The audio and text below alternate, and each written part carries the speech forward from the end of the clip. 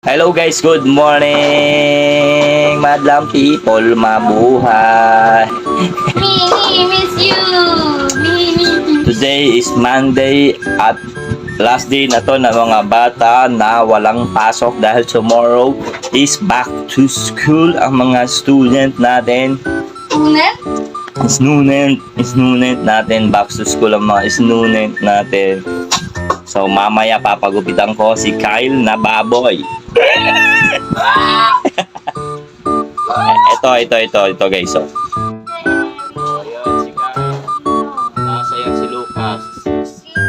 Nagro-Roblox yan, dalawang yan at adik nga yan sa Roblox. Lumabas na nga kami ng bahay ni Kyle at may nag-order kasi ng 2 plain pastel yung katrabaho kong bakla at syempre lumabas na rin kami dahil nga magpapagupit si Kyle. Isasabay na namin tong pastel sa pagdi-deliver guys. At ayun nga naglalakad na kami. Nandito na kami sa may Puro Kocho. Malapit lang naman yung bahay ng katrabaho kong bakla. Pero hindi talaga siya bakla guys. Isa sa ang tunay na babae guys. Ay tawag lang namin sa kanya ay bakla. At nandito na nga kami sa may pagupitan guys, na deliver na nga namin yung pastel.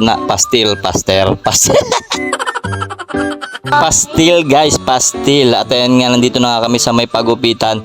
At pang-apat nga pala to na barber shop yung pinuntahan namin guys. Dahil nga dun sa pangatlo guys, yung tatlong pinuntahan namin ay mga punuan guys. Kasi nga bukas nga ay back to school na. Ang dami nang nagpapagupit guys ng mga estudyante. Buti na lang dito guys sa may Purok Uno, Kinaudarbe wala masyadong tao. At ayan nga, tapos na magpagupit si Kyle guys. So alright, ang poge-poge, syempre mana sa akin niya. At sabi ko nga sa kanya, tara let's go na at umuwi na tayo dahil mainit na nga guys at baka mangitim pa kami wala.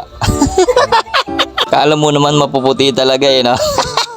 At all goods in the hood na nga guys, sabi ni Gio Ong. At ayan nga, nakauwi na kami ni Kyle Baboy. Alright, tingnan nyo guys, magkamukha talaga kami guys, parang pinagbiak na puwet. Bye bye.